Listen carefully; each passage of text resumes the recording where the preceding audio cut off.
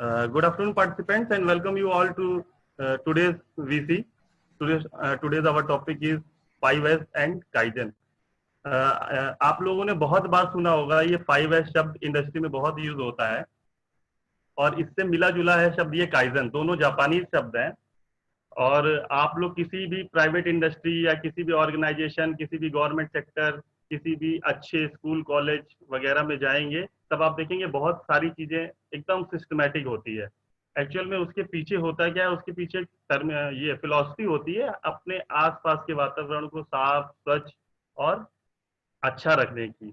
आप किसी जैसे रेस्टोरेंट्स वगैरह में जाके देखिए, एयरपोर्ट पे देखिए, मेट्रो स्टेशन पे देखिए, सब चीज साफ सुथरी होती है और जिस चीज की जहां पर जरूरत होती है वो चीज आपको वहां पर ही अवेलेबल होगी। ज्यादा चीजों का वहां पे समावेश नहीं होगा कि अगर डस्टबिन जिस जगह चाहिए वहीं पर ही डस्टबिन होगा। बेफालतू की भीड़ भाड़ से बचने के लिए ये सारी चीजें हम लोग करते हैं। तो आज का जो टॉपिक है हमारा दो पार्ट्स में है, 5S, और सेकंड हम पार्ट उसको जो अटेंड करेंगे वो है काइजन। दोनों ही जापानी शब्द हैं और पहले हम लोग 5S से शुरुआत करते हैं। 5S होता क्या है, सबसे पहले आइए हम इंट्रोडक्शन ले लेते हैं। What is 5S? 5S होता क्या है, इसकी जरूरत क्या पड़ती है। MUDA मुदा लिखा हुआ है यहाँ पर स्क्रीन में, आप देखिए मुदा एक जापानीज वर्ड है और इसका मतलब होता है वेस्ट। कितने तरीके के वेस्ट हम अपने आसपास रखे रहते हैं और हम जान भी नहीं पाते क्योंकि वो हिडन वेस्ट है, हमको उनके बारे में जानकारी नहीं। हम कचरा केवल उसी को समझते हैं जो रैपर, प्लास्टिक, पॉलिथीन, इसी को हम कचरा समझते हैं जनरल भाषा में। लेकिन जब आप 5S की भाषा में बात करेंगे तो आसपास हमारे जो ऐसी व्यवस्था है जिसकी हमें अभी जरूरत नहीं है या कभी जरूरत नहीं है, उन चीजों को भी वेस्ट का नाम दिया गया इंडस्ट्रियल इंजीनियरिंग की लैंग्वेज में। उसके बाद काइजन क्या होता है हम जानेंगे, बेनिफिट्स क्या होते हैं काइजन करने के ये हम जानेंगे, और 10 गोल्डन रूल काइजन के क्या होते हैं इसके बारे में हम लोग सीखेंगे। सबसे पहले आ जाते हैं हम लोग 5S पे। 5S होता क्या है? तो ये एक जापानीज वर्ड है। एक्चुअल में बार बार हमने क्वालिटी की क्लास, QMS की क्लास, QA की क्लास, इंस्पेक्शन या काइजन 5S, ये सारा एक मैनेजमेंट का पार्ट है और जापानीज से ये शुरुआत हुई थी।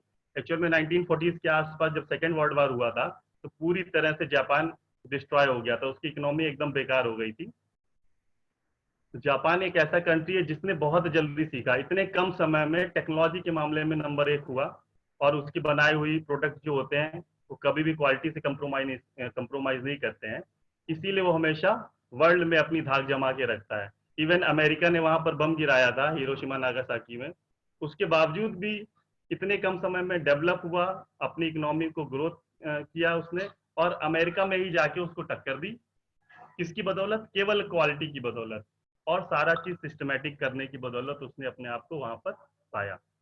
अब 5S सिस्टम क्या होता है, आप किसी इंडस्ट्री में जाएंगे कई जगह आपको लिखा मिल जाएगा कि ये 5S होता क्या है। तो आम भाषा में जैसे इसका हिंदी में इसको क्या बोलते हैं, जापानीज में क्या बोलते हैं, ये सब हम नेक्स्ट स्लाइड में देखेंगे।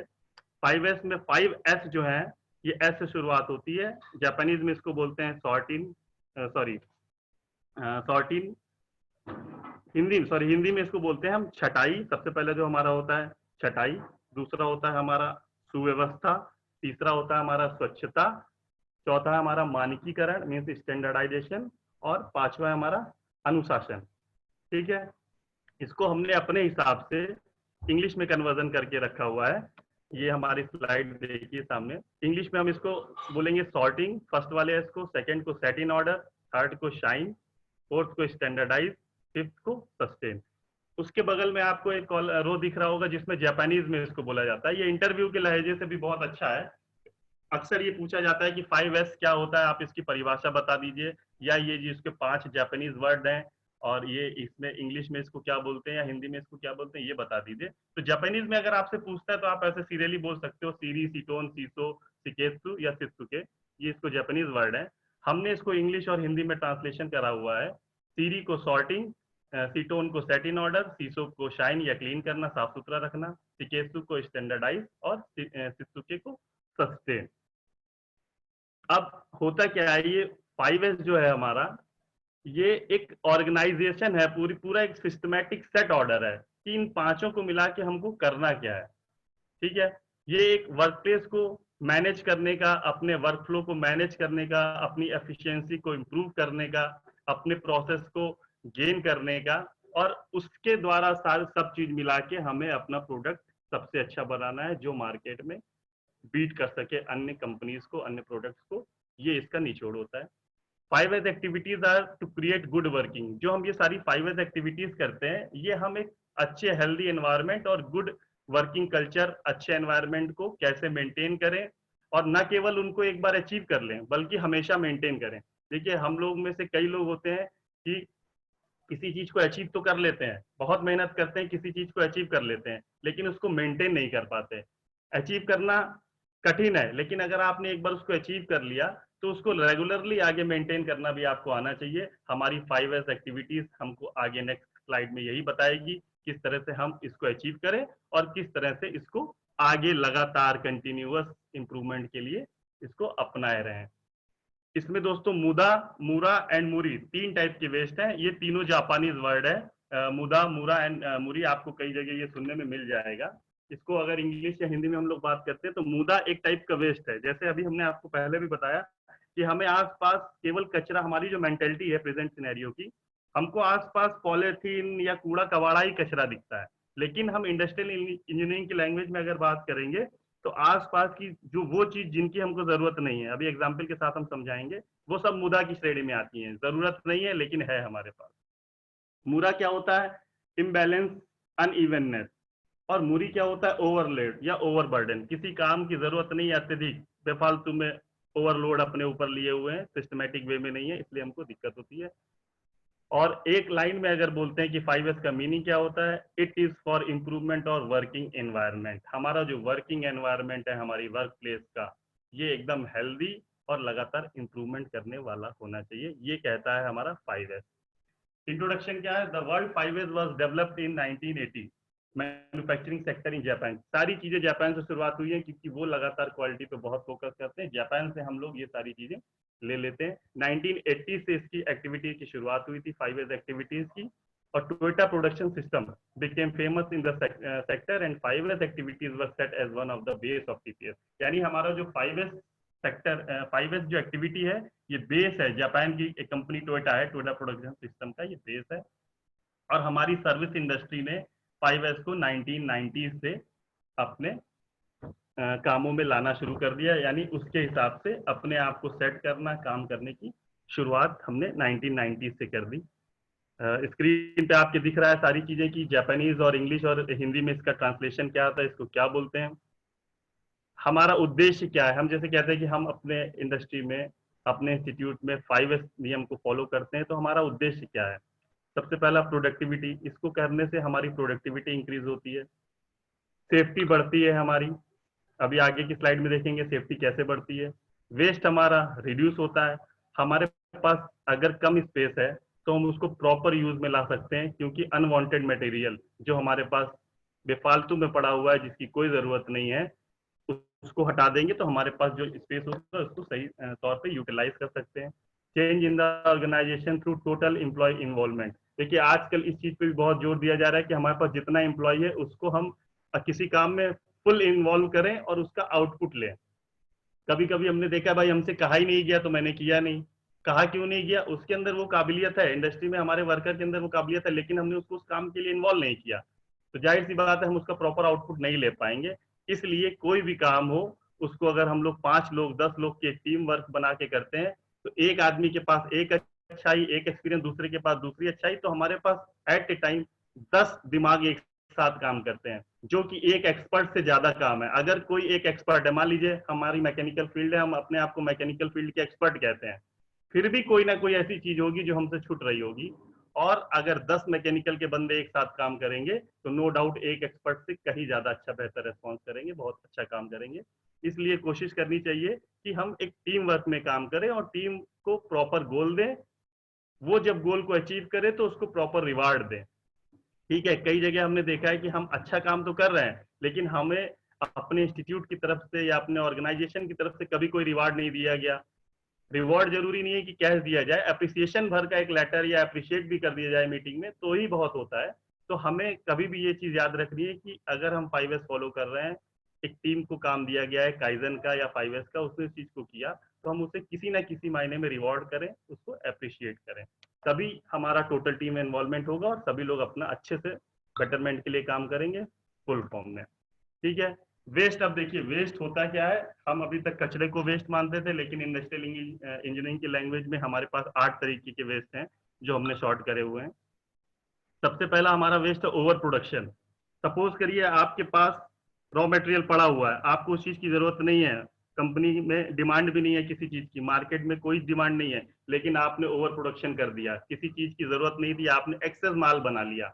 अब होगा क्या, घर में जैसे मम्मी वगैरह लोग एक्सेस खाना बना लेती हैं, तो खाने का भी नुकसान हुआ, रॉ मटेरियल का भी नुकसान हुआ, जगह का नुकसान हुआ, कुकर बर्तन हमारा भर गया, लास्ट में वो फेंका जाएगा, नहीं फेंका जाएगा तो उसके मेंटेनेंस में हमको खर्च करना पड़ेगा, उसको एक बार फ्रिज में रखो, फिर कल सुबह निकालो, ओवन में गर्म करो, फिर खप गया तो ठीक है, नहीं तो फिर फ्रिज में रख दो। तो ये सब क्या होता है, ओवर प्रोडक्शन के नुकसान है, जो किसी ना किसी मायने में हमारे इंडस्ट्री को नुकसान पहुंचाते हैं और हमारा आइटम या प्रोडक्ट जो बनता है उसकी कॉस्ट पे दिक्कत होती है। वेटिंग, वेटिंग भी एक प्रकार का वेस्ट है। सपोज करिए आपकी ड्यूटी 9 बजे की है, आप वर्कर अपना मशीन पे पहुंच गया और उसको कोई इंस्ट्रक्शन नहीं दिया गया कि आज आपको करना क्या है, तो वेट करेगा 8 बजे से 9, 9 बजे से 10, तो 2 घंटे का नुकसान हो गया। पता चला मैनेजर 10 बजे आया, तब जाके उसको बोला नहीं आज ये आप काम करो। तो वेटिंग भी एक प्रकार का वेस्टेज है।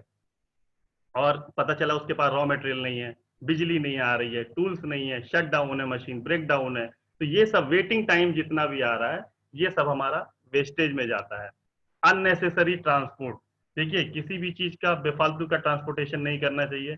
आपको जो फाइल मूवमेंट करना है, रॉ मटेरियल मूवमेंट करना है, फिनिश मूवमेंट करना है, तो आप सेटअप ऐसा तैयार करिए, चेन सिस्टम हो। मैंने पहले भी क्लास में बताया है कि किसी, अगर एक मशीन 10 मशीनें एक साथ काम कर रही है, तो किसी ऑपरेटर का जो रॉ मटेरियल है वो किसी ना किसी ऑपरेटर का फिनिश प्रोडक्ट था। चेन सिस्टम में ये होता है प्रोडक्शन में, आपका आजकल मास प्रोडक्शन वगैरह जहाँ होता है, हम जिस पीस को बना रहे हैं, बनाने के बाद हम आगे वाली मशीन को उसको ट्रांसफर करेंगे, तो उस बंदे के लिए वो रॉ मटेरियल है, लेकिन मेरे लिए वो फिनिश प्रोडक्ट है। तो कोशिश करनी चाहिए, सिस्टम ऐसा सेटअप तैयार करिए कि आपका रॉ मटेरियल या फिनिश गुड या जो भी चीज आप बना रहे हैं वो ज्यादा ट्रांसपोर्ट ना हो, जस्ट बगल में आपके काम हो जाए। ओवर प्रोसेसिंग, इनकरेक्ट प्रोसेस, हर चीज को काम करने का करेक्ट प्रोसेस होता है, हम इसको फ्लो चार्ट के जरिए जानते हैं कि इसके बाद अब ये स्टेप है, इसके बाद ये स्टेप है। बच्चा जब पढ़ाई करता है तो एबीसीडी सीखता है, उसके बाद स्पेलिंग सीखता है, उसके बाद सेंटेंस सीखता है। सेम सिचुएशन में जब वर्कर नया आता है वर्कशॉप में, तो सबसे पहले हम उसको क्या सिखाते हैं, सेफ्टी, प्रिकॉशन, फिर धीरे से उसको फाइल के बारे में सिखाते हैं, फिर गेजेस के बारे में सिखाते हैं, तब जाके उसको मशीन देते हैं। ठीक है, तो ये प्रोसेस है, तो हम अगर हम हर चीज का प्रॉपर प्रोसेस फॉलो करेंगे तो नो डाउट हम अच्छा प्रोडक्शन देंगे। एक्सेस इन्वेंट्री, इन्वेंट्री से यहाँ मतलब है किसी भी प्रकार का मनी ब्लॉकेज, चाहे वो फिनिश गुड हो, चाहे वो मशीनरी हो, चाहे वो आपका रॉ मटेरियल हो, पेपर वर्क हो, कुछ भी ऐसी चीज जिसकी हमको जरूरत नहीं थी प्रेजेंट टाइम में, उसके बिना भी आज का काम चल सकता था, वो हमारी कहलाती है एक्सेस इन्वेंट्री। ये हमारे किसी भी इंडस्ट्री के लिए बहुत नुकसानदायक होती है, मनी ब्लॉक कर देती है। जैसे आपके पास पता चला 50 लाख रुपए का जमीन पड़ी है, ठीक है, आज की डेट में आपको 10 हजार रुपए की जरूरत है, आप उस 50 लाख की जमीन को तुरंत बेच नहीं सकते हो, उस जमीन को कोई यूज में नहीं ला रहे हो, लेकिन आज 50 हजार या 5 हजार रुपए की जरूरत है, तो आपके पास मनी नहीं है, क्योंकि आपने मनी को गलत जगह ब्लॉक कर दिया गया है। इसी जगह ये होता है कि आप उस जमीन को यूज में लाते, उससे कुछ आमदनी होती, तब आपको ये 5 हजार रुपए की जरूरत ना पड़ती। सेम चीज होती है इंडस्ट्री में, अगर हमें पता चला कि इस मशीन की आवश्यकता नहीं है लेकिन सस्ती मिल रही है, हमने ले आए, तो हमारा अननेसेसरी मनी ब्लॉकेज हो गया। अननेसेसरी मूवमेंट हमें नहीं करना चाहिए। इंडस्ट्रियल इंजीनियरिंग की लैंग्वेज कहती है कि किसी भी वर्कर का, किसी भी स्टाफ के हाथ और गर्दन का मूवमेंट 15 डिग्री से ज्यादा नहीं होना चाहिए। अगर 15 डिग्री से ज्यादा घूम के आपको काम करना पड़ रहा है, तो मान लीजिए वहां पर आपका मूवमेंट का नुकसान हो रहा है, समय का नुकसान हो रहा है। सपोज करिए आप किसी मशीन पे काम कर रहे हैं और वहां पर 10 मशीनें चल रही हैं और एक वर्नियर कैलिपर है, तब आपको क्या करना होगा, कोई भी चीज नापनी है तो आप पहले उसको ढूंढने जाओगे कि वर्नियर कैलिपर है किसके पास। जब मिल गया तब पता चला, जब तक काम किया दूसरा आपके यहाँ लाइन लगा के खड़ा है। ठीक है, तो ये मूवमेंट हुआ, आपने 1 नंबर मशीन से 10 नंबर पे गए, 5 मिनट लगा, वहां 2 बातें करी आपने, फिर आप लौट के आए, तब तक आपको लगा रहे ये वाली तो हमने इसको जॉब को मार के नापा ही नहीं, फिर आप चले गए। तो अननेसेसरी मूवमेंट नहीं होना चाहिए। आप बैंक जाते हो, बैंक में पता चला आप पैसा जमा करने गए, ठीक है, अब बैंक मैनेजर या जो कैशियर है वो क्या कर रहा है, एक बार उठ के जा रहा है, पहले पिन लेके आ रहा है कहीं से, फिर पिन स्टेपल कर रहा है, फिर उसको याद आया अरे यार स्टैंप तो हम लाए नहीं, फिर कहीं जा रहा है कि स्टैंप लेके आ रहा है। फिर क्या है, बोला रहे यार प्रिंटर खराब है। तो ये सारा मूवमेंट जो वो कर रहा है, तब तक आप सामने जो बंदा खड़ा है कैशियर के सामने अपना पैसा निकालने या जमा करने के लिए, उसको गुस्सा आ रही है, इंटॉलरेंट हो रहा है, ऑप्शन बहुत है, उसके बाद दूसरी बैंक में खाता खुला लेगा। इसलिए अननेसेसरी मूवमेंट नहीं करना चाहिए। आप भी गौर करिए, जब आप कभी कोई चीज को कॉपी करते हैं, लिखते हैं क्लास में, तो आप कोशिश करते हैं कि हमारी जो कॉपी जिससे हम नकल कर रहे हैं, जो हमारी किताब है, वो हमारे ऐसी रखी हो कि नजरें ज्यादा हमें दाएं बाएं ना करनी पड़े। ठीक है, तो हम मूवमेंट करने से बचेंगे।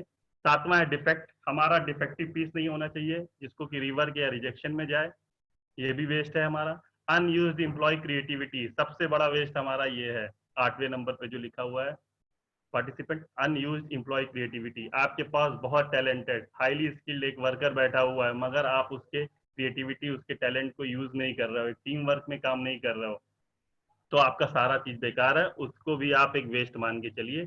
तो आज हम इसके बारे में सीखेंगे कि हमारे आसपास जो कूड़ा कचरा के अलावा भी जो चीजें रखी हैं वो भी वेस्टेज है। कोशिश करिए आगे से हम इस वेस्टेज को दूर करने की प्रयास करें। 5S सिस्टम हमारा क्या होता है? 5S सिस्टम सबसे पहले लिखा हुआ है हमारा सॉर्टिंग, जापानीज में सीरी बोलते हैं इसको, हिंदी में छटाई बोलते हैं। Keeping only what is needed, discarding the rest. जितनी जरूरत है केवल उसका अपने पास में रखिए और बाकी सामान को हटा दीजिए।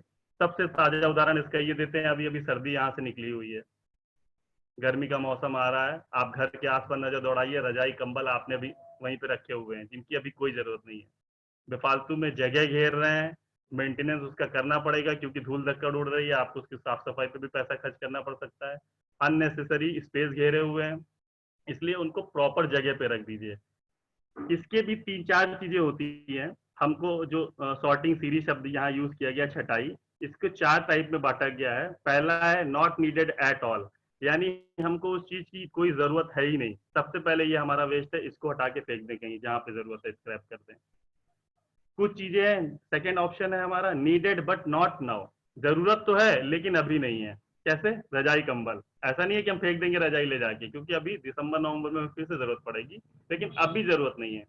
नीडेड बट नॉट नाउ, ये भी हमारा वेस्ट है, शॉर्ट टर्म का, यानी 6 से 8 महीने का वेस्टेज है, उसके बाद हमें भैया ढूंढना पड़ेगा इसको, इसलिए अभी हम इसको हटा देते हैं, हमारे पास स्पेस आ जाएगा। थर्ड है हमारा नीडेड बट नॉट हेयर, जरूरत तो है लेकिन यहाँ पे इस चीज की जरूरत नहीं है। हम डाइनिंग टेबल पे बैठे हैं, हमें वहां पर प्रिंटर की कोई आवश्यकता नहीं है, उसको हटा दो।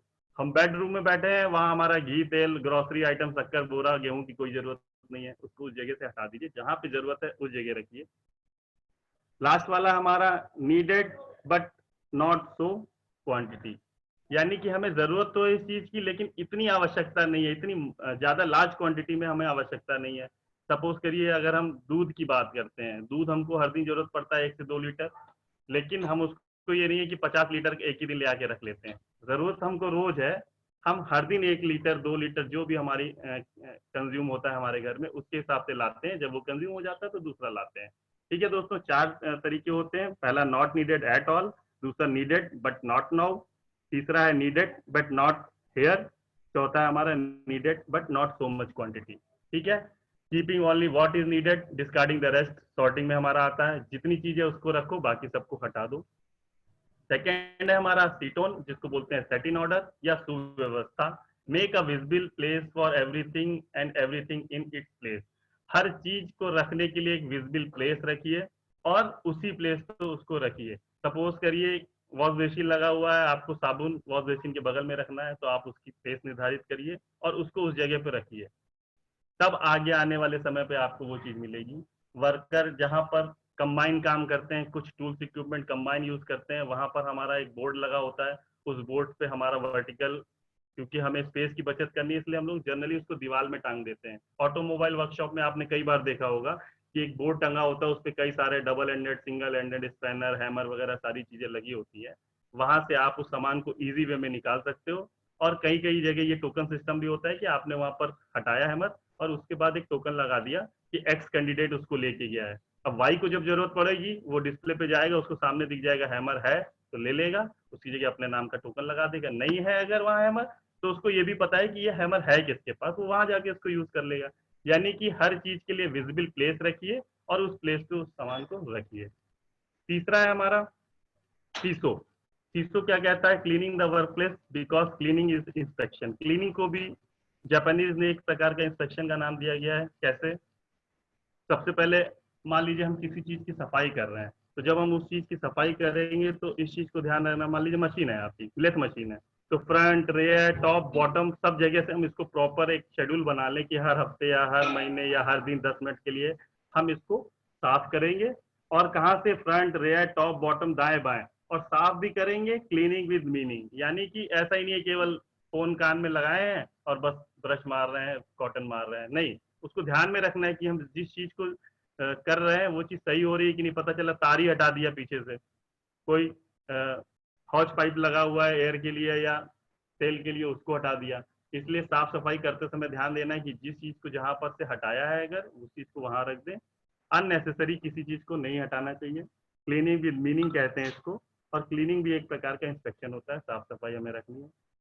हर व्यक्ति अपने काम को करेगा, हर व्यक्ति अपने सामान को अच्छी तरह रखेगा। एयरपोर्ट वगैरह में देखिए कितनी अच्छी से साफ सफाई होती है। वर्कशॉप में हर व्यक्ति जब अपनी जिम्मेदारी लेगा, काम को करेगा, तो एक चेन सिस्टम हो जाएगी कि गंदगी फैलेगी ही नहीं वहां पर। ठीक है। चौथा है हमारा स्टैंडर्डाइज, यानी कि सिकेस जिसको बोलते हैं मानकीकरण। यानी कि हमें स्टैंडर्ड मेंटेन करना है, एक हैबिट बनानी है कि इस काम को हमें रेगुलर करना है, अगेन एंड अगेन, यानी हमेशा करना है और रिपीटेडली करना है। आप देखा होगा कि कई जगह रेस्पॉन्सिबिलिटी नहीं तय होती है वर्कशॉप में। कोई आ रहा है, भाई ये तेल कैसे फैला है? वो तेल तो मेंटेनेंस वाले फैला गए। अच्छा, मेंटेनेंस वाले के पास गए, भाई मेरी गलती नहीं थी, उसने क्या, ऑपरेटर ने ज्यादा भर दिया। तो ऑपरेटर के पास गए, वो बोल रहा नहीं साफ सफाई वाले ने सफाई नहीं करी। तो ये वाला तरीका हो गया पुराना। हम 5S में सबकी रेस्पॉन्सिबिलिटी तय करेंगे कि अगर ये काम सही हो रहा है तो किसने किया, अगर ये काम गलत हो रहा है तो किसकी रेस्पॉन्सिबिलिटी है। सबकी रेस्पॉन्सिबिलिटी यहाँ तय होनी चाहिए। स्टैंडर्डाइज का मतलब एक और होता है, आप रास्ते में कहीं निकलिए, आपको साइन बोर्ड वगैरह दिख जाएंगे, प्रॉपर वे में लिखा होता है कि ये दूरी यहाँ से इतने किलोमीटर की है, दाएं मुड़ेंगे तो ये आएगा, बाएं मुड़ेंगे तो ये आएगा। एक प्रॉपर हाइट पे उसको लगाया जाता है, प्रॉपर फॉन्ट साइज में उसको लिखा जाता है, जिससे कहीं किसी को कोई दिक्कत ना हो। आप किसी वर्कशॉप में जाइए, किसी मॉल में जाइए, वहां पर आपको पूरा दिखा होता है फर्स्ट फ्लोर पे क्या है, सेकंड फ्लोर पे क्या है, ये सारी चीजें हैं। ये सब मानकीकरण है, यानी सबको पता है कि स्टैंडर्ड क्या है और आप उस चीज को फॉलो कर सकते हैं। लास्ट में हमारा है सस्टेन, जिसको सिक्सुके बोलते हैं, और अनुशासन। जब टीम लीडर, मान लीजिए हम अगर टीम लीडर है अपनी टीम के, तो हम ही नहीं करेंगे तो सामने वाले को कैसे प्रोत्साहित करेंगे उस चीज को करने के लिए?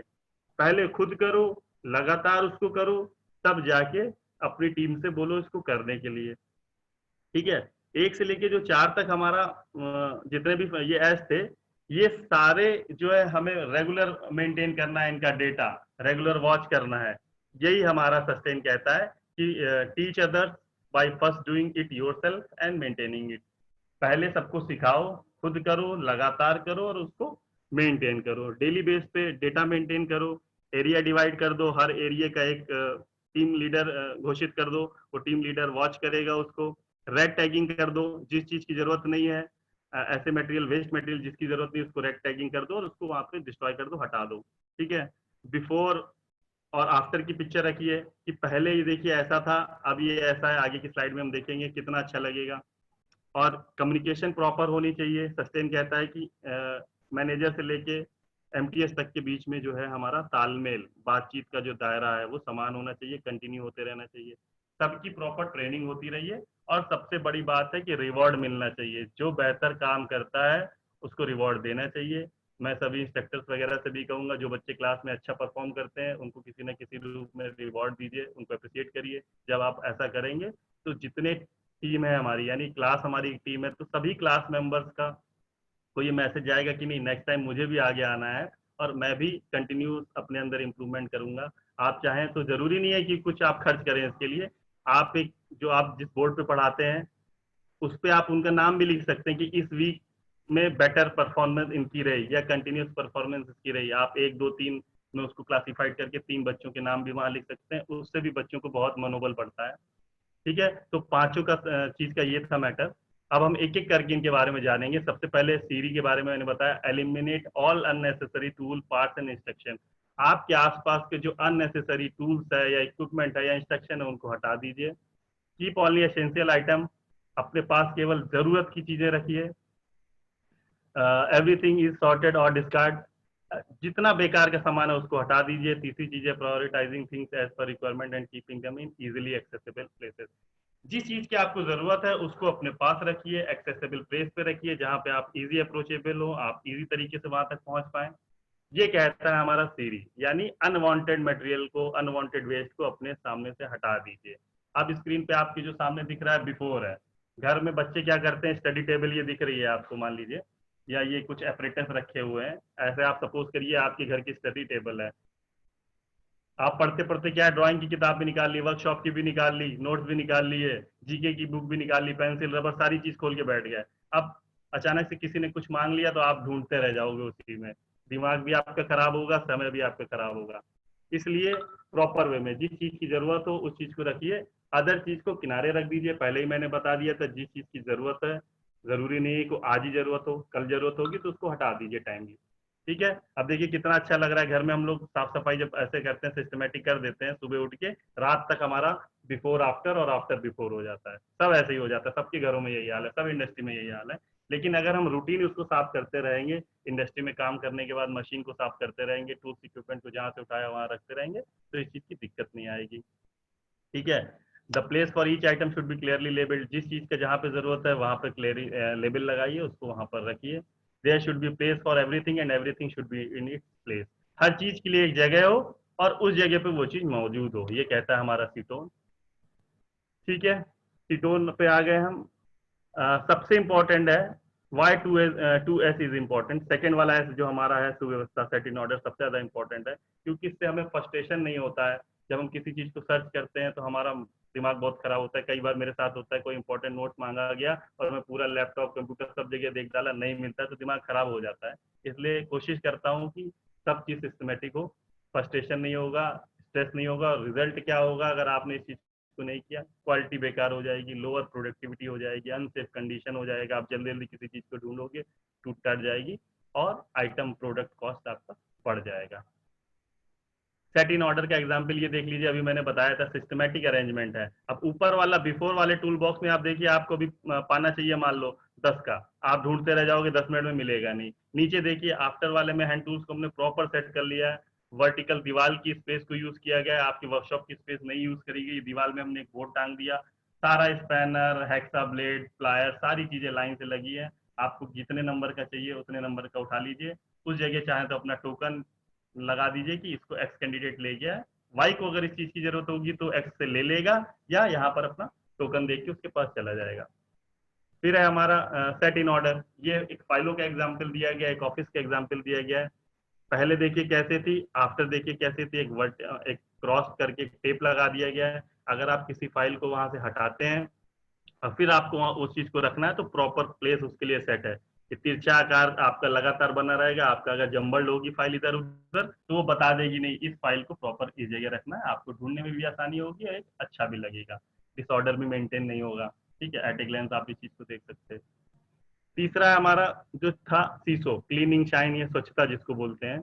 Clean the work place and all equipment and keep it clean, tidy and organise, साफ सुथरा रखें अपने टूल्स इक्विपमेंट को, अपने वर्क प्लेस को, अपनी मशीन को, जिससे आपका मनोबल बढ़े। किसी दिन आप देखिए बढ़िया नहा धो के दाढ़ी वाड़ी बना के निकलिए, साफ सुथरे नए कपड़े पहन के, एकदम अलग ही स्वैग आता है, अलग ही रंगबाजी आती है। आपकी जेब में पैसा रख दें अगर 10,000 रुपए, आप उसको खर्च भी नहीं करो, अलग रंगबाजी, चौड़े होके आप लोग सड़क में चलोगे। इसलिए साफ सफाई भी होना बहुत जरूरी है। हर शिफ्ट की ये प्रॉपर रिस्पॉन्सिबिलिटी हो कि शिफ्ट खत्म होने के बाद मशीन साफ करके जाए, प्रॉपर टूल्स इक्विपमेंट जहां से लिए जिससे लिए उसको दे के जाए, लगातार इसको मेंटेन करें, इस एक्टिविटी को डेली रूटीन बना के रखें, ना कि ओकेजनल। ये नहीं है होली दिवाली केवल सफाई करेंगे, जैसे हम लोग घर में हर दिन झाड़ू पोछा लगाते हैं, बर्तन साफ करते हैं, उसी तरह हमको अपनी मशीन को भी हर दिन साफ करना है। 10 मिनट का समय लगेगा बस किसी ऑपरेटर को साफ करने में। ठीक है, इससे क्या होगा, आपका मेंटेनेंस भी हो जाएगा, आपको मशीन के बारे में जानकारी भी हो जाएगी और एक्सीडेंट भी नहीं होगा। देखिए कैसे वर्कशॉप सामने स्क्रीन पे देखिए साफ सुथरा लग रहा है, एकदम सेट इन ऑर्डर, एकदम सब सेट है। उसके बाद आपका लास्ट वाला है स्टैंडर्डाइज, सॉरी मानकीकरण वाला है। All work station for particular job should be identical, जो भी वर्क स्टेशन पे जो काम हो रहा है एकदम आइडेंटिकल होना चाहिए, सारा सिस्टम सेट होना चाहिए। Everyone should know exactly what is और हर रेस्पॉन्सिबिलिटी, सबको पता होना चाहिए कि हमारी रेस्पॉन्सिबिलिटीज क्या है। कई जगह होता है कि हमें हमारा काम ही नहीं पता भाई करना क्या है, एक लेबर की तरह, एक लेमैन की तरह। जैसे आपने मार्केट में लेबर देखी होगी, सुबह आके बैठ जाएगी, जब तक ठेकेदार उसको काम करने नहीं बोलेगा, हर दिन की एक रेस्पॉन्सिबिलिटी देनी है उसको, तब जाके वो काम शुरू करेगा। हम लोग पढ़े लिखे हैं, टेक्निकल हैं, हमें अपनी रेस्पॉन्सिबिलिटी पता होनी चाहिए और हमारे मैनेजर को हमको रेस्पॉन्सिबिलिटी समय से पहले देती होनी चाहिए, जिससे कि हमारा वेटिंग टाइम का नुकसान ना हो। ये देखिए बिफोर और आफ्टर में देखिए हमने प्लेस पे उसको रख दिया है। आपने देखा होगा कहीं कहीं पे वर्कशॉप में ऐसे भी ये बने होते हैं स्टैंड, आप उसमें प्रॉपर रख सकते हैं उस चीज को। उसके बाद हमारा है सस्टेन, जो कि लास्ट है। सित्सुके बोला जाता है maintain and review standards by doing audits. हम ऑडिट करें, लगातार मॉनिटर करें कि जो हम काम कर रहे हैं उसको बेहतर ढंग से किया जा रहा है कि नहीं, जो हमारे पैरामीटर्स हैं, जो हमारे गोल हैं, उनको हम अचीव कर रहे हैं कि नहीं, इसका प्रॉपर ऑडिट होना चाहिए, प्रॉपर इंस्पेक्शन होते रहना चाहिए। Maintain focus on the new way and do not allow a gradual decline back to the old days while thinking about the new way also be thinking yet better ways। हम नए thinking को रखें आगे, लेकिन इसका ये मतलब नहीं है कि पुरानी थिंकिंग हमारी खराब थी, उसको भी बेटर वेज से यानी बेहतरीन तरीके से उसको हम आगे काम में ला सकते हैं। ठीक है। चार्ट वाला हमारा ये चार्ट सिस्टम था कि आपको पता है कि आइटम फ्लो चार्ट जो हम लोग बनाते हैं कि यस है तो किधर जाना है, नो है तो मल्टीपल पाथवेज यहाँ पे आपको सामने दिखाए गए हैं कि आपको एकदम क्लियर कट है। नया बंदा भी अगर आएगा तो उसको पता है हाँ है तो इधर जाना है, ना है तो इधर जाना है। ठीक है, 5S का ये चार्ट यहाँ पर बना के दिखाया गया आपको। ठीक है, अब हमारा सेकंड सेशन जो है वो काइजन का है। तो काइजन का बेस ही एक्चुअल में 5S है। अगर 5S हम मेंटेन नहीं करेंगे तो काइजन नहीं होगा। जल्दी से 5S के बारे में हम लोगों ने अभी सीखा। 5S होता क्या है, मोटा मोटा छटाई, सुव्यवस्था, स्वच्छता, मानकीकरण और अनुशासन। यानी इतनी सारी चीजों को हमको रेगुलर यूज में लाना है, तब जाके हम कह सकते हैं कि हमारे यहाँ 5S फॉलो हो रहा है, 5S फिलोसफी हमारे यहाँ इंडस्ट्री में फॉलो हो रही है और हम बेहतर अपना दे सकते हैं। फायदा क्या होता है, हमारी क्वालिटी इंप्रूव होती है, हमारा डिफेक्ट कम होता है, कॉस्ट कम होती है किसी प्रोडक्ट की। जब डिफेक्ट नहीं आएगा, रिजेक्शन नहीं होगा, तो नो डाउट कास्ट कम होगी, मार्केट में वैल्यू बढ़ेगी। हम इसको मार्केट में अपने समय से डिलीवरी दे सकते हैं। जो भी हमारा साइकिल टाइम है उसके हिसाब से हम अपने काम को कर लेंगे और मार्केट में डिमांड जो है उसको समय से पूरा कर सकते हैं। जब हम रेगुलर अपने मशीन के आसपास नजर रखेंगे, उसको साफ सफाई करेंगे, उसका इंस्पेक्शन करते रहेंगे, तो सेफ्टी भी रहेगी। कभी कोई तार टूटने वाला है, हमें पता रहेगा कि ये कमजोर हो चुका है। किसी का ऑयल का अगर लेवल कम है तो हमें पता रहेगा कि इस लेवल को मेंटेन करना है। इसके इस्तेमाल से लगातार हमें मोटिवेशन मिलता रहेगा, क्योंकि हम एज ए टीम वर्कर काम करते रहेंगे। एक एमटीएस भी समझता रहेगा हम भी इस इंस्टीट्यूट या इस इंडस्ट्री के टीम में है, हमारा भी कुछ काम है। उसका योगदान भले ही कम है, डायरेक्टर लेवल पे भले ही ज्यादा है, लेकिन योगदान तो सबका है, उसको अपनी वैल्यू पता रहेगी। और उसको समय समय पर अगर हम रिवॉर्ड देते रहेंगे, अप्रिशिएट करते रहेंगे, तो मोटिवेशन भी उसका होता रहेगा। अब आते हैं काइजन। काइजन क्या होता है? काइजन के लिए सबसे बड़ी चीज है, काइजन के लिए किसी इंडस्ट्री की जरूरत नहीं है, आप घर से भी शुरू कर सकते हो। काइजन भी एक जापानीज वर्ड है जो दो शब्दों को मिलकर बना हुआ है, काई प्लस जेन। कई कई लोगों ने काइजन शब्द सुना होगा, बड़ा स्टाइलिश टाइप का लगता है ये, लेकिन इसका इसका ये होता क्या है इसके बारे में हम आपको बता रहे हैं। काई मीन्स चेंज होता है, जेन मीन्स गुड।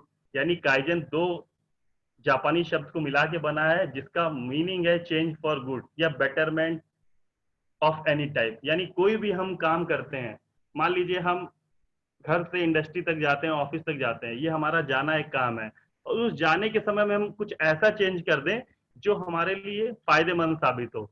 यहाँ पैसे की बात नहीं हो रही है, हर चीज को आप पैसे से नहीं जोड़ सकते इंडस्ट्री में, कि हम कोई भी ऐसा काम करें कि हमारा फाइनेंशियली फायदा हो। ये काइजन नहीं कहता। काइजन ये कहता है ठीक है आपका फायदा हो, अच्छी बात है, लेकिन हर जगह फायदा ना हो आपका पैसे से ही, केवल पैसों को देख के नाम करते हैं। कभी किसी वर्कर को काम करने में भी आसानी हो रही है, वो भी फायदा है।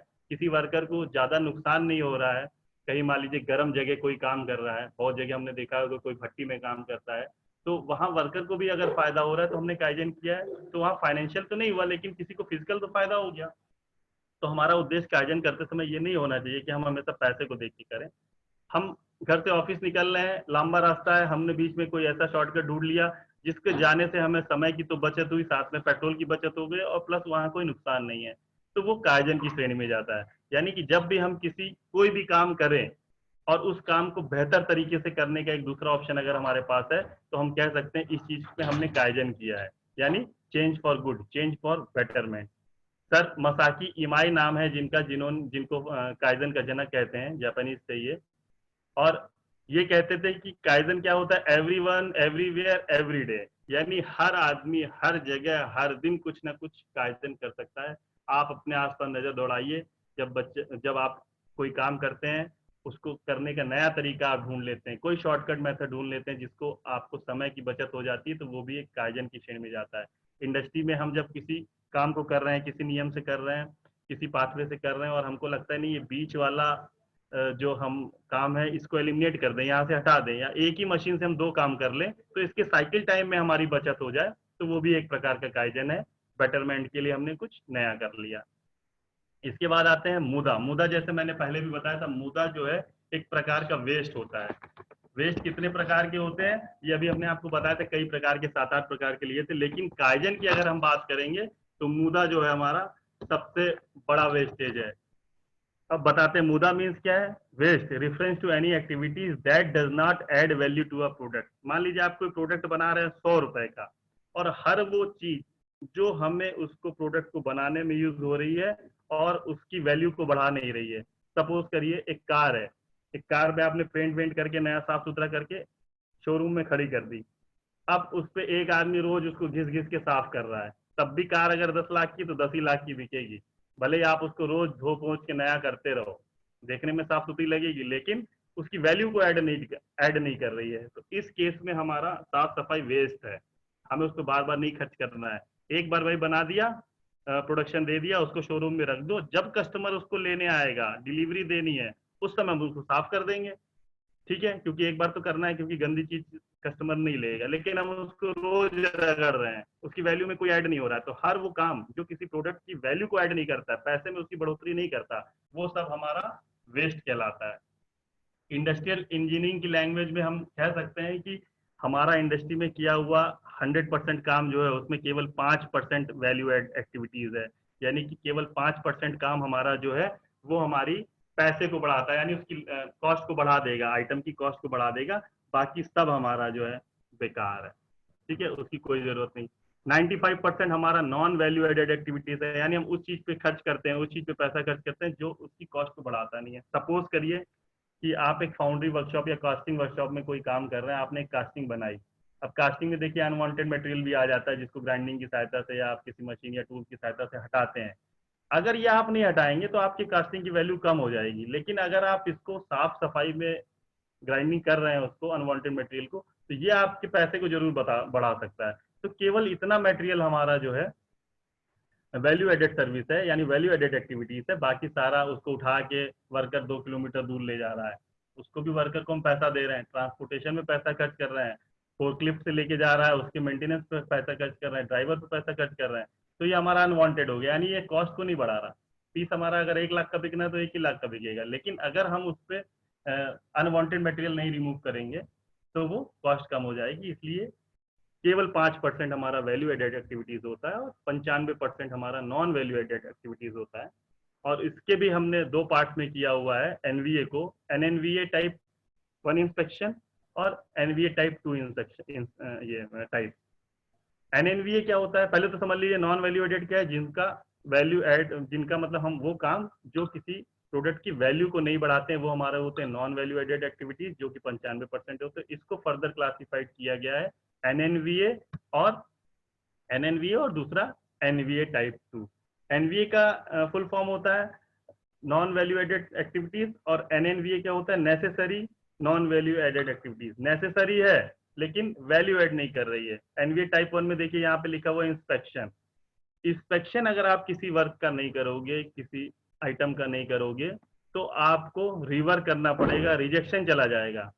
लेकिन इंस्पेक्शन अगर आप किसी चीज का कर रहे हो तो मार्केट में आपके प्रोडक्ट की कॉस्ट नहीं बढ़ रही है, ये एसेंशियल है, करना है, नहीं करोगे तो रिवर करना पड़ेगा। लेकिन अगर कर रहे हो तो कोई फायदा नहीं है उसका, बस बेहतर प्रोडक्ट जाएगा, वैल्यू ऐड नहीं होगी। इसलिए 95% में हमारा एक नंबर जो है वो इंस्पेक्शन का है।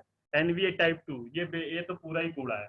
एनवीए टाइप 2 हमारा पूरा कूड़ा है, rework, rejection, scrap, poor housekeeping, break down, इस टाइप की चीजें हमारी कूड़ा इनसे कोई फायदा नहीं होगा। इसलिए हमको आसपास नजर दौड़ा के ये 95% एक्टिविटीज जो हमारी हैं इनको हमको रिड्यूस करना है। इसीलिए हम बेहतर कर पाएंगे आगे, और हमारा ध्यान जो है इंडस्ट्री में आगे की तरफ रहेगा। और कोशिश करेंगे कि हम जो 5% काम है इसको बढ़ाते हैं, 5 वाले को बढ़ाते हैं और 95 वाले को कम करते हैं। ठीक है, इनको बेहतर तरीके से समझने के लिए हमने छोटा सा आपको एक टिम्बू लिखा हुआ है, TIMWOOD। ये टाइप ऑफ वेस्ट है, आपको आसानी हो जाएगी इन सारी चीजों को समझने में। ये 7 तरीके के होते हैं। हमने इनका आगे की लाइन को देख के इनको टिम्बू नाम दिया गया। ये टिम्बू होता क्या है इसके बारे में अभी आगे देखिए। कितने तरीके के वेस्ट हैं लगभग हमने आपको पहले भी वर्बली समझा दिया था, अब स्क्रीन के माध्यम से समझाएंगे। Work that does not add value are not necessary. हर वो काम हमारा वेस्ट है जो किसी प्रोडक्ट की वैल्यू ऐड में सहायता नहीं कर रहा है। हमें कोशिश करनी है इस टाइप की चीजों को हटा दें। सबसे पहले ट्रांसपोर्टेशन, टी से transportation, file, material, finished good, इन चीज का ट्रांसपोर्टेशन हमारा जो है कर रहे हैं हम, जिस चीज की हमको आवश्यकता नहीं। बेफालतू में एक मशीन सेट करिए यहाँ और उसकी अगली मशीन सेट की है 500 मीटर, एक वर्कर उसको उठा उठा के वहां ले जा रहा है, टाइम वेस्ट कर रहा है। तो ट्रांसपोर्टेशन के टाइम वेस्ट को हमको रिड्यूस करना है। कोशिश करें कम से कम हम इस चीज पे पैसा या समय वेस्ट करें। दूसरा है हमारा आई से इन्वेंट्री। इन्वेंट्री क्या होती है, चाहे वो रॉ मटेरियल हो, कंज्यूमेबल मटेरियल हो, फिनिश प्रोडक्ट हो, जो भी चीज हमारे कैपिटल को ब्लॉक कर रही है, यानी हमारे पैसे को ब्लॉक कर रही है, वो सब हमारी इन्वेंट्री में जाती है। हमें उतनी चीजों को जोड़ के रखना चाहिए जितनी चीज को हमको उस जगह पे जरूरत है। अननेसेसरी हमको ट्रांसपोर्टेशन नहीं करना है, अननेसेसरी हमको इन्वेंट्री अपने अंदर जोड़ के नहीं रखनी। ठीक है, कई कंपनी के पास होता है, मैंने देखा है, ऑर्डर लगे हुए हैं, डिमांड लगी हुई है, मार्केट में डिमांड है, मगर नगद पैसा नहीं है, क्योंकि सारा पैसा उनका ब्लॉक कर लिया गया है। आप अगर ज्यादा डीप में जाएंगे, स्टोर साइड जाएंगे, अगर परचेज साइड जाएंगे, तो लीफो फीफो पद्धति होती है, FIFO LIFO। लीफो फीफो मतलब first in first out, last in first out. First in first out मतलब होता है कि आपको जो चीज आपने स्टोर में पहले कर ली वो आपको पहले निकालनी है। मतलब जैसे जिस प्रोडक्ट पे एक्सपायरी डेट लिखा है, मान लीजिए आप किसी केमिकल पेंट बनाने की इंडस्ट्री में काम कर रहे हैं, तो आपने पेंट तैयार कर दिया, उसको स्टोर में फर्स्ट इन कर दिया, यानी वो पहले आया। तो हमारा क्या रहेगा, जो चीज हमारे पास पहले आई है वो ही चीज हम पहले निकालें। ऐसा प्लेटफॉर्म तैयार करें कि हमारे पास कोई चीज एक्सपायर ना हो, जो चीज हमने पहले स्टोर कर दी है उसको पहले निकालें। दूध जैसे हम लोग लाते हैं, आज लाया दूध कल निकाल लेंगे, और जो कल लाएंगे उसको परसों निकालेंगे। ऐसा नहीं होता, आज वाला आज निकाल लेंगे और कल लाया रखा ही रह गया, खराब हो जाएगा। ठीक है। लीफो क्या होता है, लास्ट इन फर्स्ट आउट, यानी कि उससे कोई फर्क नहीं पड़ता, हर उस चीज को लीफो कर सकते हैं जिस चीज पे एक्सपायरी नहीं है। मान लीजिए आप कपड़े की दुकान पे काम कर रहे हो, आप स्टेशनरी की दुकान पे काम कर रहे हो, आपने रजिस्टर रखे हुए हैं, तो रजिस्टर जो पहले निकालो उस पर एक्सपायरी डेट नहीं लिखी होती है, तो लीफो का ध्यान रखना है। लीफो वहां पर कर सकते हैं जहां पर हमारा एक्सपायरी नहीं लिखी होती है, लास्ट इन फर्स्ट आउट, यानी आज आया उसको तुरंत आज ही खत्म कर दो, पहले वाला चाहे रखा रहने दो, कोई दिक्कत नहीं है। लीफो वहां पर इस्तेमाल करेंगे जहां पर हमारा एक्सपायरी होती है। तीसरा है दोस्तों motion. Motion, movement of operator, goods. Operator का मूवमेंट मैंने बताया था अभी कि 15 डिग्री से ज्यादा हो तो इरिटेशन होने लगती है। आप बार बार उठ उठ के किसी चीज को ले रहे हो, हाथ इधर करके कोई सामान उठा रहे हो, दूसरे हाथ से दूसरा सामान उठा रहे हो, तो आप अपने वर्क पे कंसंट्रेट नहीं कर पाओगे, स्टिपुलेटेड टाइम में अपना काम नहीं कर पाओगे। ठीक है, तो 15 डिग्री से ज्यादा को खराब कहा गया है इंडस्ट्रियल इंजीनियरिंग की लैंग्वेज में। कोशिश करनी है कि हम जिस जगह पे काम करें हमारा मूवमेंट कम से कम हो। फिर है हमारा over production. Over production means inventory या मेंटेनेंस या स्पेस से है कि हमारा ओवर प्रोडक्शन किसी चीज का हमको नहीं करना है।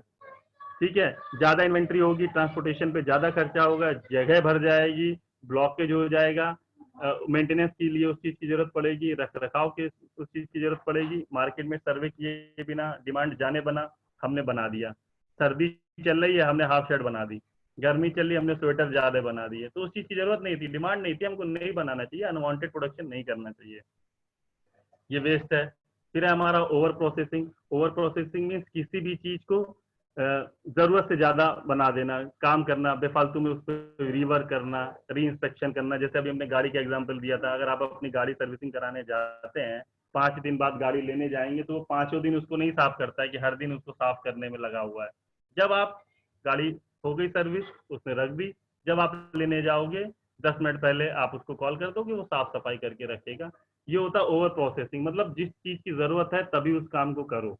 ये नहीं है कि दिन में हम लोग दिन में बर्तन 4 बार नहीं धो दो, कि खाली है कुछ करना ही नहीं है चलो बर्तन धो दो, भाई कोई काम ही नहीं है। मशीन है, मशीन को पेंट करने लगे बेफालतू का, जब जरूरत है उस चीज की मेंटेनेंस तो तब करिए, ठीक है, ओवर प्रोसेस नहीं करना चाहिए। और लास्ट वाला है हमारा डिफेक्ट। डिफेक्ट चाहे मैन का हो, मशीन का हो, मटेरियल का हो, मेथड का हो, मेजरमेंट का हो, किसी भी प्रकार का कैसा भी डिफेक्ट अगर हमारा इंडस्ट्री में हो रहा है तो वो वेस्ट की श्रेणी में जाता है। आदमी खराब है, हटाओ, वेस्ट है। अच्छा वाला लाओ, स्किल्ड मैन पावर लाओ, हाई स्किल लाओ। मशीन खराब है, ब्रेक डाउन में जा रही है, हटा दो। मटेरियल खराब है, बदल दो। तरीका नहीं सही है, तरीका चेंज कर दो। मेजरमेंट टूल्स इक्विपमेंट सही काम नहीं कर रहा है, मेजरमेंट का तरीका गलत है, प्रॉपर तरीके से काम आइए, प्रॉपर ट्रेनिंग लीजिए, प्रॉपर तरीके से उसको करिए, ठीक है। तो TIMWOOD, ये टिम्बू एक आगे के नाम है, आप कभी इसको आसानी से याद कर सकते हो कि ये हमारे वेस्ट हैं। Transportation, inventory, motion, waiting, over production, over processing, defect, ये सारे वेस्ट की श्रेणी में जाते हैं। हमारे 10 गोल्डन रूल जो कहते हैं कि क्या गोल्डन रूल है काइजन के, यानी change for betterment. Kaizen means change for betterment. Don't try to justify the past. जो हो रहा है जरूरी नहीं है कि सही हो रहा हो। यहाँ गीता का सार से थोड़ा सा अलग है कि जो हो रहा है अच्छा होगा वाला नहीं सिस्टम है। हम इंडस्ट्रियल इंजीनियरिंग की बात कर रहे हैं, 2020 की बात कर रहे हैं। जो हो रहा है जरूरी नहीं है अच्छा हो, यहाँ थोड़ा सा उल्टा है। हमें उसे एक्सेप्ट तो करना चाहिए लेकिन चैलेंजिंग वे में, कि हम इसमें इम्प्रूवमेंट की गुंजाइश है अगर, तो हम उसको कर सकते हैं, ठीक है। जो हो रहा है जरूरी है हमेशा सही हो। बेटर इंप्रूवमेंट के लिए अगर कुछ चीज हो सकती है तो हमको उसको जरूर करना चाहिए। दूसरा है बी पॉजिटिव। हमेशा पॉजिटिव रहिए। हर एक आसपास आप अपने नजर दौड़ाइए। कुछ लोग ऐसे जरूर होंगे कि ये काम 20 तरीके से नहीं हो सकता, उनको 20 तरीके पता है, लेकिन ये काम एक तरीके से अगर हो सकता है उनको वो तरीका नहीं पता है, ठीक है। हर काम को ना करने के तरीके वो बताएंगे लेकिन किसी काम को करने का एक तरीका नहीं बताएंगे। तो दोस्तों हमेशा पॉजिटिव रहिए, पॉजिटिव थिंकिंग रहिए। किस काम को कैसे करना है, रणनीति बनाइए, और क्यों नहीं होगा, मैं कर सकता हूँ, इस चीज पे ध्यान रहिए। आई कैन डू, मैं करूंगा, मैं कर सकता हूँ, इस जज्बे को आप हमेशा अपने पास रखिए, पॉजिटिवनेस लाइए, और किसी काम को करने के तरीके ढूंढिए, हो सकता है जरूर होगा।